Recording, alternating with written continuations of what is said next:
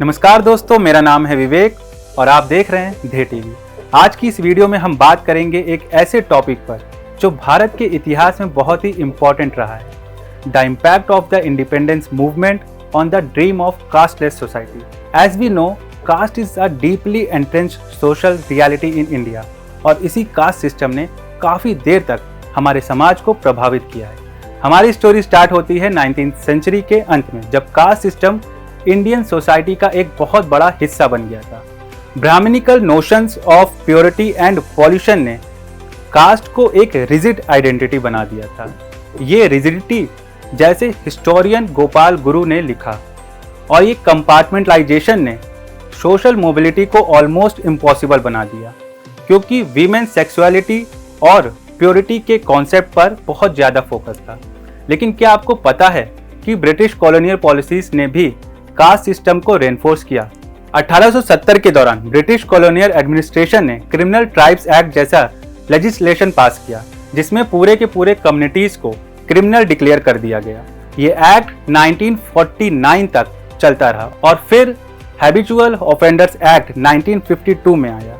इस एक्ट ने specific communities को स्टिग्मेटाइज किया, जो पहले से अपनी जाति और वर्ण ट्रेड्स की वजह से इंफीरियर मानी जा रही थी। एंथ्रोपोलॉजिस्ट एनास्तासिया पिलावास्की कहते हैं कि क्रिमिनल ट्राइब्स का ये कॉन्सेप्ट पुराना है, लेकिन ब्रिटिश ने स्टीरियोटाइप्स को एक्सप्लॉइट किया to strengthen their control. Independence movement के टाइम पर दो बड़े लीडर्स थे जिनका कास्ट सिस्टम पर अलग अलग पर्सपेक्टिव था, महात्मा गांधी जी और डॉक्टर भीमराव अंबेडकर। गांधी जी हरिजन्स को इंक्लूड करना चाहते थे, लेकिन अंबेडकर का विजन अलग था। उनका फोकस कास्ट बेस्ड सोशलिज्म पर था। उन्होंने आर्ग्यू किया कि कास्ट सिस्टम को डिसमेंटल किए बिना रियल फ्रीडम पॉसिबल नहीं। लेकिन जैसे जैसे पार्टीशन का वक्त करीब आया और इंडिया के कॉन्स्टिट्यूशन को फ्रेम करने का प्रेशर बढ़ा, अंबेडकर का मूवमेंट लिबरेटरी पोटेंशियल लूज करने लगा। यहाँ पर फोकस शिफ्ट हो गया towards building Indian constitutional framework, और कास्ट सिस्टम के खिलाफ जो ड्रीम था वो कहीं ना कहीं कॉम्प्रोमाइज हो गया।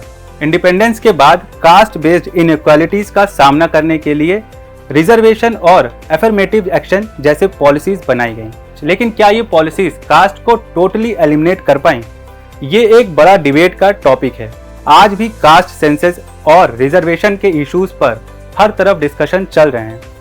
सुप्रीम कोर्ट का recent judgement on sub classification within reserve caste is also reflection of how deep rooted these issues still are. तो दोस्तों, इंडिपेंडेंस मूवमेंट ने हमारी सोसाइटी को बहुत बदला, लेकिन कास्ट सिस्टम को एंड करने का जो सपना था वो पूरा नहीं हो पाया। आज भी कास्ट बेस्ड इनइक्वालिटीज को खत्म करने के लिए हमें नए सॉल्यूशन की जरूरत है। डॉक्टर अंबेडकर का विजन और गांधी जी का इंक्लूसिव अप्रोच दोनों ही हमें इंस्पायर करते हैं to continue working towards a casteless society. अगर आपको ये वीडियो इन्फॉर्मेटिव लगी तो लाइक और शेयर जरूर करें, और अगर आप हमारे चैनल पर नए हैं तो चैनल को सब्सक्राइब करना ना भूलें। थैंक्स फॉर वॉचिंग और मिलते हैं अगले वीडियो में। आइए अब देखते हैं इस इशू से जुड़ा यूपीएससी मेंस का एक प्रैक्टिस क्वेश्चन।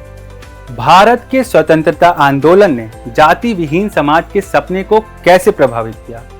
स्वतंत्रता संग्राम के दौरान जाति व्यवस्था के प्रति विभिन्न दृष्टिकोण और इसके परिणाम स्वरूप उत्पन्न चुनौतियों का विश्लेषण करें।